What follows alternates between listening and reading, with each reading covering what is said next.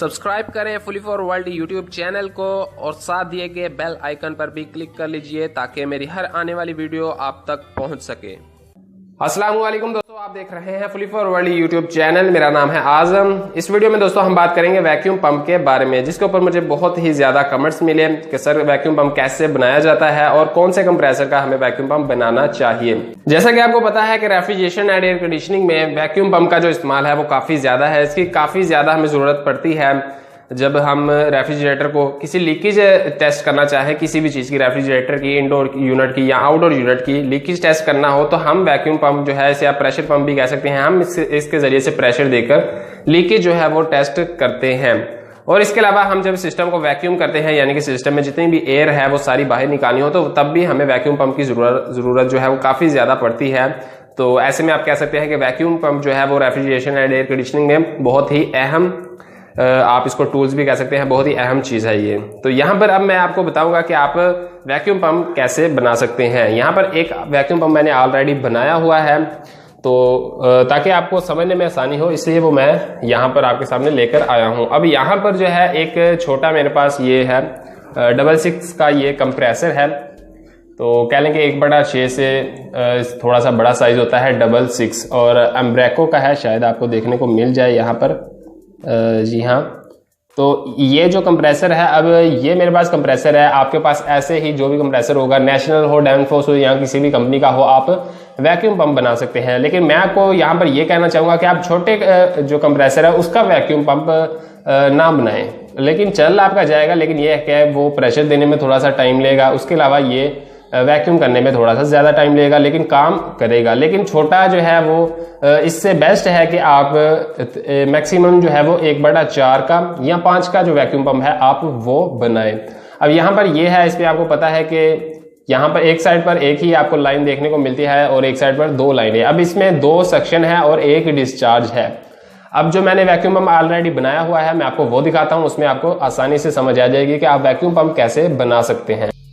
तो जी हाँ, मैं आपको यहाँ पर ये बता दूं कि अगर तो आपको नहीं पता कि कौन सा आपका जो पाइप है, कौन सी लाइन सेक्शन है, कौन सी डिस्चार्ज है, 2 सेक्शन है, कौन सी 2 सेक्शन है और कौन सी 1 डिस्चार्ज है, आपको नहीं पता, तो आप अपने कंप्रेसर को इजीली ऑन करेंगे। यहाँ पर आप इसको करंट देंगे, सप्लाई देंगे, तो इसको ऑन करेंगे। ऑन करने के बाद आप टेस्ट करेंगे कि किस वाल से, किस जो है लाइन से प्रेशर आपका बाहर निकल रहा है। जिससे बाहर निकल रहा होगा वो आपका हमेशा जो है डिस्चार्ज होगा, आपको ये शायद पता ही होगा, डिस्चार्ज होगा वो।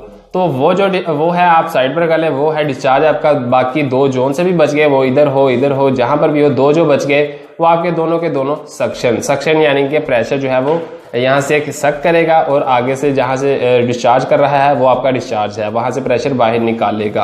अब आप यहाँ पर देख सकते हैं कि यहाँ पर मैंने 2 यूनियन जो है वो वेल्ड किए हुए हैं ऑलरेडी, यहाँ पर 1 और 2।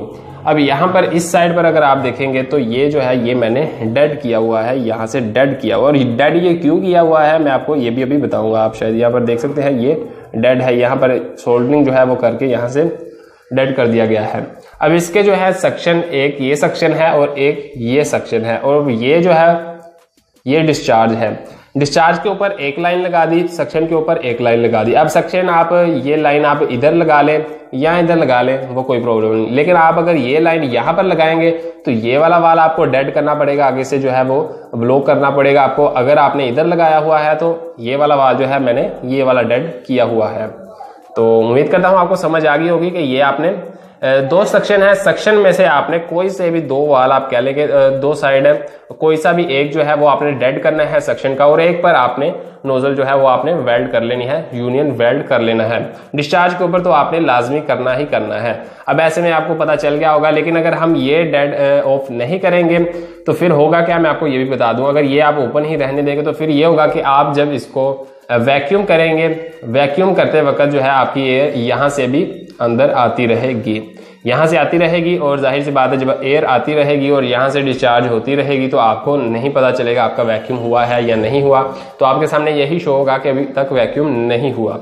तो ये इसलिए जरूरी है। हाँ ये है कि ये ना, अगर आपने डेड ना किया हो तो आपका प्रेशर जो है वो तो आप प्रेशर किसी भी चीज में जो है वो डाल सकते हैं, प्रेशर में कोई ऐसी प्रॉब्लम नहीं है।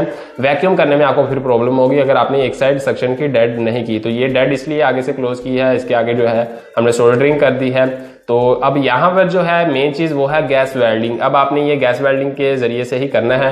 तो अगर आपने मेरी गैस वेल्डिंग वाली वीडियो नहीं देखी तो आप मेरी वीडियो लिस्ट में जाकर गैस वेल्डिंग की वीडियो भी देख सकते हैं, ताकि आपको पता चल जाएगा गैस वेल्डिंग कैसे किया जाता है। यहाँ पर कॉपर टू कॉपर जो है वो वेल्ड है, बहुत ही ईजी है। तो आप मेरी वो वीडियो देख लेंगे तो आप आसानी से समझ जाएंगे कैसे हम गैस वेल्डिंग कर सकते हैं। तो ऐसे में आप वैक्यूम पंप जो है वो अपना रेडी कर सकते हैं। हाँ, अगर आपके पास कंप्रेसर, आपके पास रोटरी कंप्रेसर है तो वो और भी अच्छी बात है, वो और भी जल्दी प्रेशर देने में जबरदस्त है और वैक्यूम करने में और भी ज्यादा जबरदस्त है, क्योंकि उसका प्रेशर हाई है, वो सक भी जल्दी करेगा और जो प्रेशर है वो ट्रांसफर भी जल्दी करेगा। लेकिन नॉर्मल आप मैक्सिमम यूज करने के लिए 1/4 या 1/5 का कंप्रेसर जो है वो डेनफस और नेशनल हो, कोई भी कंपनी का हो, वो आप यूज कर सकते हैं। मैंने पर्सनली रोटरी कंप्रेसर और जो ब्रिस्टन कंप्रेसर है, विंडो एसी के बड़े कंप्रेसर 1.5 टन 2 टन के, इसलिए वैक्यूम पंप बनाकर रखे हुए हैं, प्रेशर पंप बनाकर। जो बड़े यूनिट होते हैं जो 8-10 टन से ज्यादा बड़े, जिनकी पाइपिंग जो है वो बहुत लॉन्ग होती है, काफी लंबी होती है, कह लेंगे 100 फीट 200 फीट 150-200 फीट मैक्सिमम जो होती है, वहां पर वो मुझे बहुत ही हेल्प देते हैं। वो जल्दी से उसमें प्रेशर ट्रांसफर कर लेते हैं। वहां पर ये जो है बहुत ही ज्यादा हीटअप हो जाता है, मैंने ये भी पहले यूज किया हुआ है। तो ये जो है काफी ज्यादा हीटअप हो जाता है और अक्सर ऐसा होता था मेरे साथ कि इसके चंद दिनों के बाद इसका जो पंप है वो बैठ जाता था, यानी कि वो कह लें कि वीक हो जाता था, क्योंकि उसके ऊपर काफी लोड आता है जब ज्यादा देर ये चले और प्रेशर काफी हाई देना हो किसी पाइपिंग में, तो वहां पर ये जो है नाकाम हो जाते हैं। लेकिन नॉर्मली वर्कशॉप पर आप यूज करने के लिए 1-2 1.5 टन 4 टन तक जो है रेफ्रिजरेटर में ये बहुत ही बेस्ट है। 1/4-5 का कंप्रेसर बहुत ही बेस्ट है वैक्यूम पंप के लिए।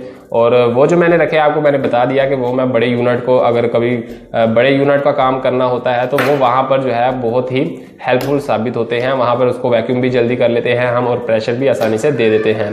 तो उम्मीद करता हूं आपको ये वीडियो काफी पसंद आई होगी, आपको इससे कुछ ना कुछ न्यू जानने को मिला होगा। अगर आपको ये वीडियो अच्छी लगी है, इस वीडियो को लाइक जरूर कर दीजिएगा। और अगर आपने अभी तक इस फुली फॉरवर्ड यूट्यूब चैनल को सब्सक्राइब नहीं किया तो इस चैनल को जरूर सब्सक्राइब कर लें, ताकि मेरी हर वीडियो आपको मिलती रहे।